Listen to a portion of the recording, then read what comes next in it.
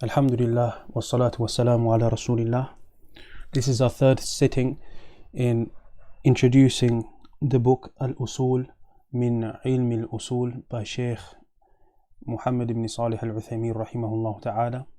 The author rahimahullaah will now speak about al-ilm, and this is an important section of the book, as in the previous section he spoke about having knowledge of the principles of fiqh, and then spoke about the rulings in Islam. Now he introduces us to the topic of knowledge and comprehending, or being able to comprehend something. So there's a couple of points here, and it's going to be pretty short, alhamdulillahi rabbil alameen. So the author rahimahullah ta'ala says al-ilm, and here ta'rifuhu, i.e. its definition. And as is the way of the author, he's going to give us the definition, and then he's going to explain the definition itself himself. So he says here, al-ilm, knowledge, idraku shay ala ma huwa alayhi idrakan jaziman. Knowledge is to comprehend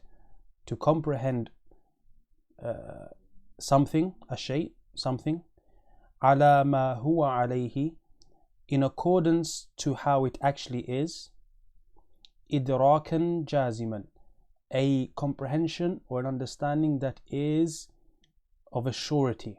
It is sure. Jazim, it is sure. So this definition comprises of three things. Number one, idraku shay. Ilm is three things. Idraku shay, to comprehend something, to be able to picture something, to understand something. The second thing that it comprises is ala ma huwa alayhi, that this comprehension, this first point, is in accordance to how the actual thing that you're comprehending is. So it fits the reality. And the third part is that this comprehension, this first part here, that this comprehension of that thing is of a surety. You're sure about it. You're not comprehending it, but you're 90% sure, rather you're 100% sure. So he says here, كإدراك أن الكل أكبر من الجزء, that like understanding or comprehending or grasping the fact that the whole is bigger than the part. I.e., when you have a whole of something, it is bigger than the part of it. وأن النية شرط في العبادة, and that the intention is a condition for worship. So now that's the definition here, what we've highlighted. That's a short example with regards to that definition. And then he's going to break down the definition here. So he says, فَخَرَجَ بِقَوْلِنَا. So this part of this definition, إِدْرَاكُ الشَّيْء, it excludes for us عَدَمُ الْإِدْرَاك, having no comprehension totally, i.e. totally don't understand or totally don't comprehend the thing. وَيُسَمَّى, and that is called, when you don't know something, is called al-jahlu al-basit. Al-jahlu al-basit. مثل أن يسأل, like if a person is asked, متى كانت غزوة بدر, when was the غزوة بدر, the battle of Badr. فيقول, and he responds لا أدري, I don't know. So here the person doesn't comprehend. He has no comprehension. He says, I don't know what it is. He doesn't know. So when you say idraku shay in knowledge, this part of the definition of what knowledge is, its opposite is that the person doesn't know. Then he gives us another part. So now we've got two points, or two aspects of comprehension. We have full comprehension, which is knowledge, and then we have the opposite of someone not knowing something, or the opposite, which is someone not knowing something, which is called al-jahl al-basit. Now, when we looked at the definition of knowledge, we said the second part was ala ma huwa alayhi, that when we understand something, we comprehend something, that it is in accordance, our understanding of it is in accordance to what that thing actually is. So if I had a mobile phone in my hand and I said, do you know what this is? And you said, yes, it's a mobile phone. You've understood, you have knowledge of that thing, and it is in accordance to the actual reality of it. So he says here, so when we said in accordance to it, how it actually is, خرج بقولنا, this excludes for us إدراكه على وجه يخالف ما هو عليه. That excludes for us a person understanding something, so he has idrak, he comprehends it, but in a way which is not in accordance to how that thing is. So for example, if I hold the phone and I say, do you know what this is? And you say yes. So you comprehend something, you have something in your head of what that thing is. You have a comprehension of it or an understanding of it. But you say it's a pen. Well, that's something different, because maybe you try to say there's an S pen. Okay, you say it's a banana.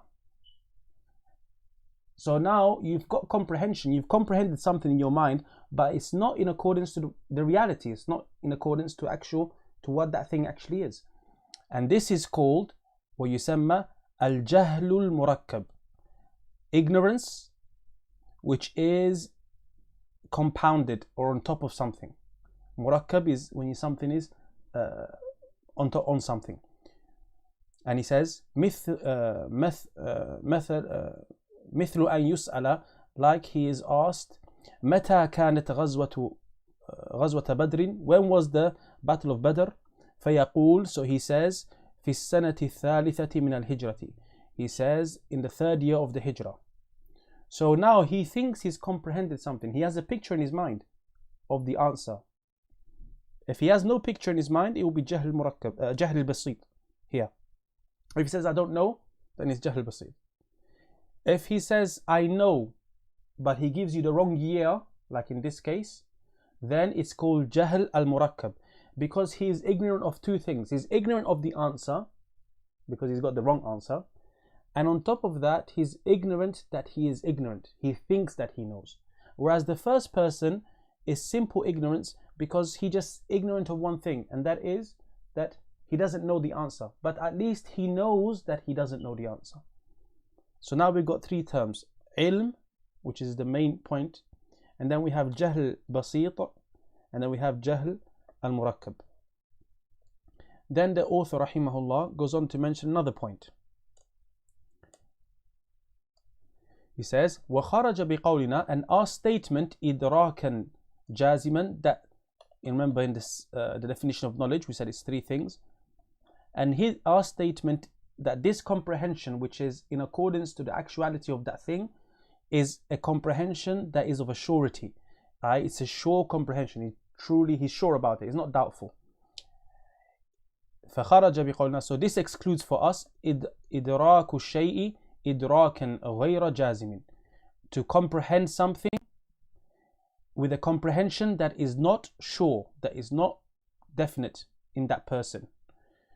بحيث يحتمل عنده, from the angle or due to the fact or because يحتمل عنده, it is possible for that person, when he has this in his mind, he has also a possibility أن يكون على غير الوجه الذي أدركه, that he may have understood it in a way which is not in the same way that he has understood it. I.e., that you ask him, if you ask him what's this, he thinks he knows, but he's not sure, so it's not jazim. So what's happening in him? What is it that he's thinking? He thinks is that the answer is A, but he knows, he has in his mind an idea that it may not be the right answer, and it may be something else. فَلَا يُسَمَّ ذَلِكَ عِلْمًا. When a person has this doubt, then this is not called knowledge, or is not called ilm. ثُمَّ إِن تَرَجَّهَ عِنْدَهُ أَحَدُ الْإِحْتِمَالَيْنِ فَالرَّاجِحُ ظَنٌّ. This is another term here. So now when he has these possibilities in his mind of what that thing may be, then if one of the things in his mind is stronger, so for example he's 90% sure that what you're asking him about is A, so now that 90% sure, there's a 10% chance that it might be something else, B or C or D. So that thing which is 90% sure, you call it dhann.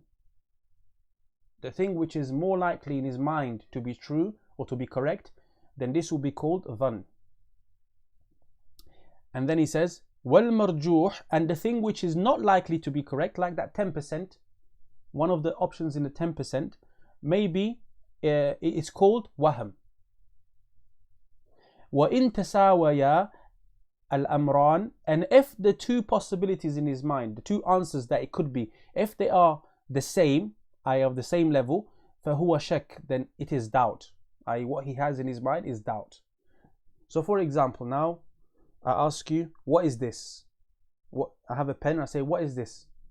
And in your mind you're thinking, it could be a comb, or it could be a pen, or it could be something else. But you're 80% sure that it's a comb. So that is going to be called dhann. Even though it might be wrong. Or let's put the other way. You're 80% sure that it's a pen.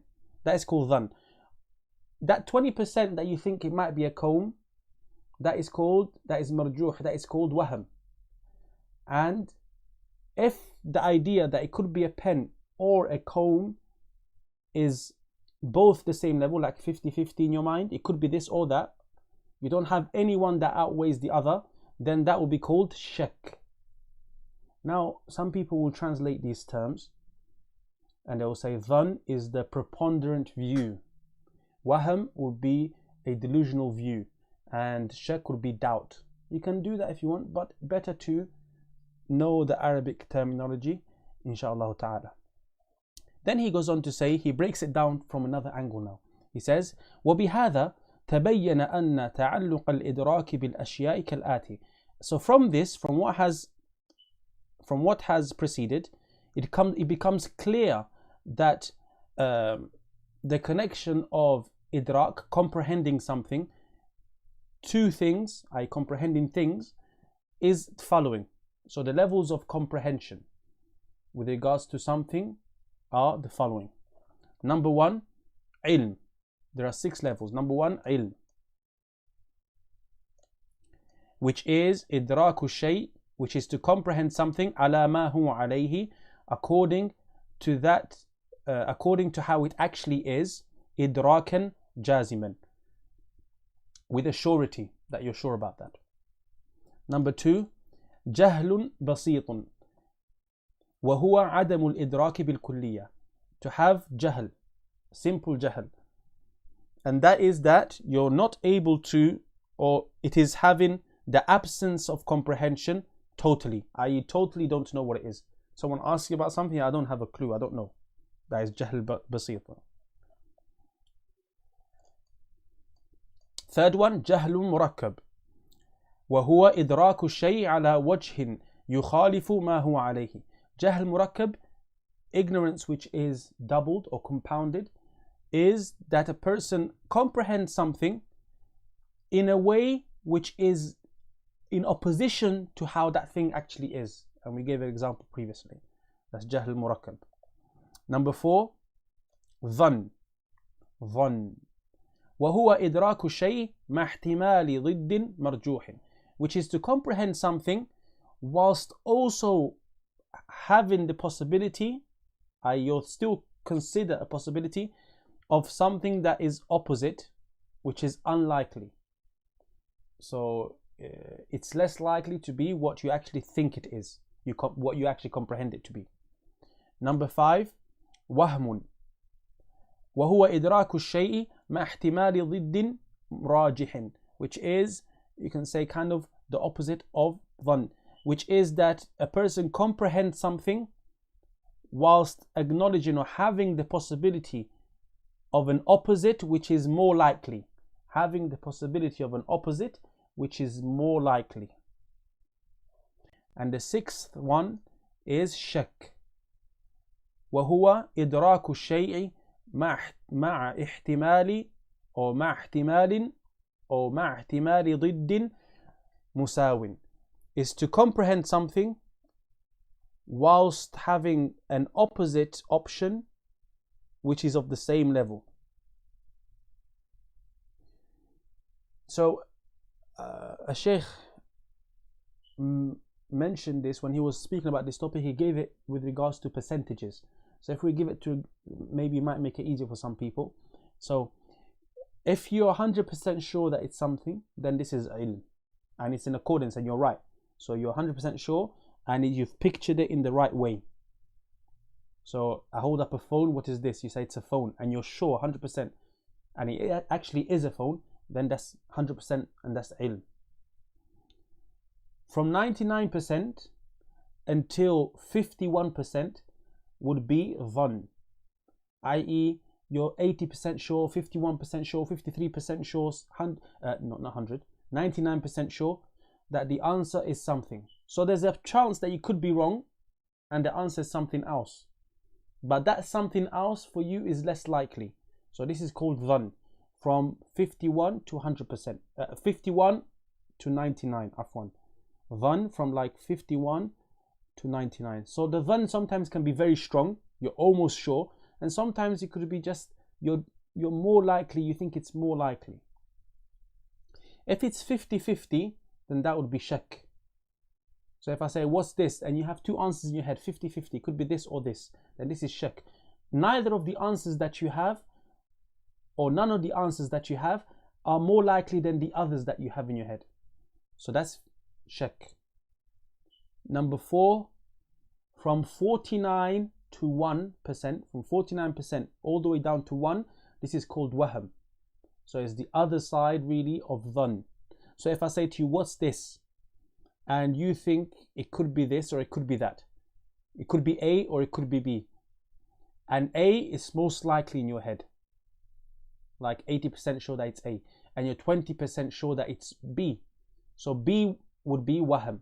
B would be wahm. Why? Because you've understood it in a way, B is in a way that there is something else that you think it could be that is stronger than it. So that's from 49% to 1%. 0% will be jahl basita, jahl basita. Because if I ask you what's this, and you say I don't know what it is, so that means 0%, you don't have any comprehension of it. And below 0 in the minus numbers is jahl murakkab, because not only do you not know what it is, so you're not even at 0. If you didn't know and you say I don't know, you're at 0%. But not only do you not know what it is, but you actually think it's something else, which it's not. So you're below 0. Not you, but the person is below 0. So that would be below 0%. So those are the levels of comprehension that the author mentioned, the different levels of comprehension or lack thereof that the author mentioned. Then he goes on to mention one more point, or one subheading with regards to this, aqsamul ilm, which is looking at ilm from a different angle. How did you achieve that ilm? How did you attain that comprehension? So he says, ينقسم العلم إلى قسمين. Ilm is split into two categories, ضروري and نظري. ضروري and نظري. Number 1, فالضروري ما يكون إدراك المعلوم فيه ضروريا. ضروري or ضروري is that which comprehending the thing which is known is a necessity, is known by a kind of necessity, is a must. بحيث يضطر إليه من غير نظر ولا استدلال. From the angle that the person is already, is kind of not forced, but he's already knows that thing without having to analyze it or seek a sort of having to be pointed out to an evidence. Like the fact that everybody knows, everyone's forced to accept and knows that a whole of something is greater than a part of it. That the whole of something is greater than the part of it. Or like that the fire is hot. Everyone is forced to accept that. It's known by necessity that the fire is hot. The second type of knowledge or the second way knowledge is acquired is, or yeah, is والنظري والنظري ما يحتاج إلى نظر واستدلال, is that which requires looking at or analyzing and seeking some evidence or being given evidence. كالعلم, like knowing, بوجوب النية, the fact that the niyyah is obligatory for the salah. So a person studies that somewhere and then knows it. The person studies that somewhere and then knows it. Of course, there's a lot of discussions with regards to these things, so don't panic too much. But generally speaking, you'll find that this is the case. That this is how it's mentioned in some of the books of Usul al-Fiqh. With that, inshallah ta'ala, we stop here. And if there are any questions, feel free to ask bi'idhnillahi ta'ala. Before we go into that, actually, the next chapter is going to be, or the next section of the book is going to be about speech. Okay, and we're going to probably break it down in a couple of sittings because it's quite lengthy. But in essence, what the author says, al-kalam, speech, and he mentions what we can divide into 5 main points. Number 1, the definition of speech. Number 2, the minimum that is required for something to be speech, to be kalam. The minimum that is required for something to be kalam. Number 3, the types of words, i.e. in speech there are words. Speech is made up of words. What are the types of words? So there are 3 types, as you have heard before in other classes. Number 4, looking at speech from the angle of whether it can be true, or whether it can be true or false, or whether it cannot be considered true or false. So khabar and insha. Some speech you can say, oh, this is true or false, and there is other speech which you can't say is true or false. Like if someone gives you an offer, it says he offers you to come to his house, or something else. There's a category. So each of these points the author speaks in quite detail. Then he discusses the last main point is from the speech from the angle of how it is used, whether it is used intending the haqiqah, the actuality of what that speech entails, or is there something called majaz. Majaz sometimes is translated as a metaphor, i.e. to use the speech, to use the words within the speech in a way which was not intended when the word was first used or made, and so forth. So that's with regards to the chapter of kalam, and it's an important chapter. Bi-idhnillahi ta'ala. This subject is very important, ikhwan, especially if you want to be somebody who speaks about the religion, or even to understand the religion, especially in the times where there are many differences. So may Allah subhanahu wa ta'ala make it easy for us to get through the introduction of this book, and also to study it in detail in the future, and then move on to other books bi-idhnillahi ta'ala. Wa sallallahu ala nabiyyina